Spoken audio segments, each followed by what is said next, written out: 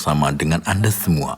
Kita akan berbagi firman Tuhan berjudul, Tuhan adalah Kasih.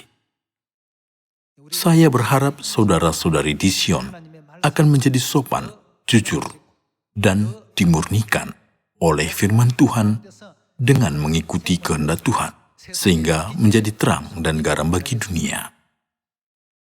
Jadi, ketika Tuhan berbicara tentang kasih di dalam 1 Korintus pasal 13, Dia berkata kita tidak dapat mencintai dengan pikiran seorang anak. Anak selalu ingin menerima kasih, belum menjadi dewasa untuk menunjukkan kasih kepada orang lain. Jika dia merasa tidak nyaman, dia memaksa ibunya berkorban, dan juga dari ayahnya. Dia akan memperlihatkan dirinya dalam berbagai cara, seperti menangis, mengacau, atau kesal, yang berarti, karena aku tidak nyaman, jadi hiburlah aku. Tuhan berfirman seperti ini, sekarang, kamu sudah menjadi dewasa, tinggalkanlah sifat kanak-kanak.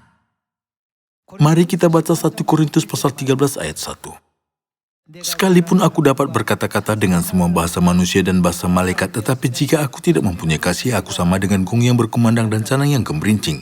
Sekalipun aku mempunyai karunia untuk bernubuat dan aku mengetahui segala rahasia dan memiliki seluruh pengetahuan, dan sekalipun aku memiliki iman yang sempurna untuk memindahkan gunung, tetapi jika aku tidak mempunyai kasih, aku sama sekali tidak berguna. Ini menjelaskan bahwa jika kasih itu tidak berdasar, semua hal seperti itu dinyatakan tidak berarti. Ayat 3. Dan sekalipun aku membagi-bagikan segala sesuatu yang ada padaku, bahkan menyerahkan tubuhku untuk dibakar, tetapi jika aku tidak mempunyai kasih, sedikit pun tidak ada faedahnya bagiku. Kasih itu sabar, kasih itu murah hati. Ia tidak cemburu. Ia tidak memegahkan diri dan tidak sombong. Ia tidak melakukan yang tidak sopan dan tidak mencari keuntungan diri sendiri. Ia tidak pemarah dan tidak menyimpan kesalahan orang lain. Ia tidak bersukacita karena ketidakadilan, tetapi karena kebenaran. Ia menutupi segala sesuatu, percaya segala sesuatu, mengharapkan segala sesuatu, sabar menanggung segala sesuatu. Mari kita melihat lebih banyak tentang kasih di ayat 11. Ketika aku kanak-kanak, aku berkata-kata seperti kanak-kanak. Aku merasa seperti kanak-kanak. Aku berpikir seperti kanak-kanak. Sekarang sesudah aku menjadi dewasa, aku meninggalkan sifat kanak-kanak itu.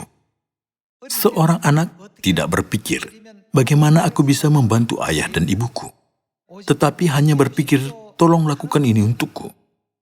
Anak tidak peduli sama sekali, apakah ayahnya dan ibunya miskin, ataukah tidak.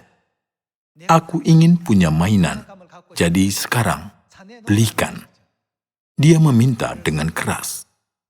Jadi Alkitab berkata, ketika aku masih kecil, aku melakukan sesuatu seperti anak kecil, aku bicara seperti anak kecil, aku merasa seperti anak dan aku berpikir seperti anak.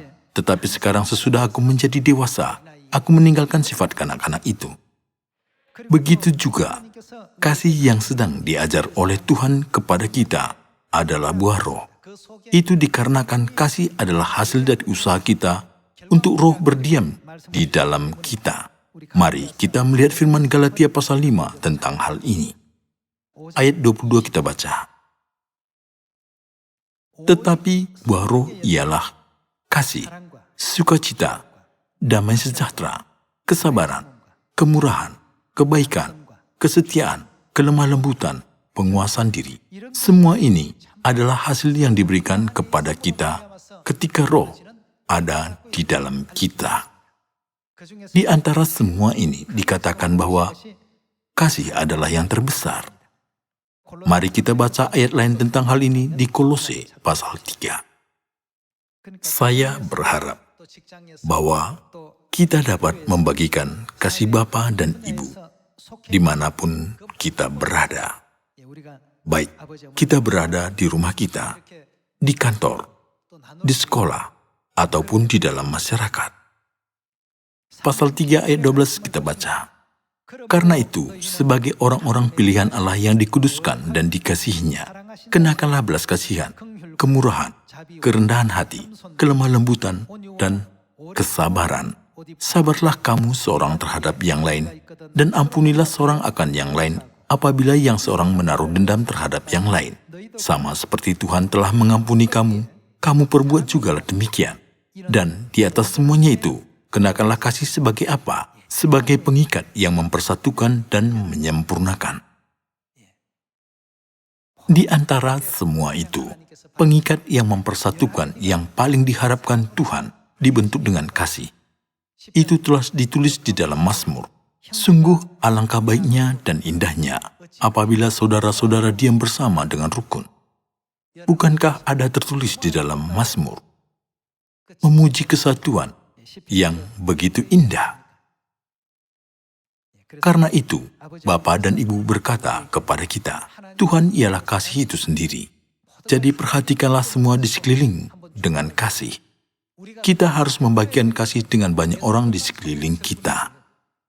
Jika kita hanya berharap dikasihi, itu bukanlah kasih yang diinginkan Tuhan.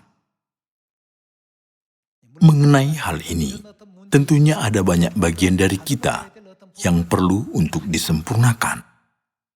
Berharap kita semua dapat menjadi lebih baik dari sebelumnya. Lebih baik hari ini daripada hari kemarin. Dan lebih bagus besok daripada hari ini. Supaya kita dapat diubahkan menjadi sopan dan sempurna sebagai warga surgawi yang diinginkan Bapa dan Ibu. Terima kasih banyak.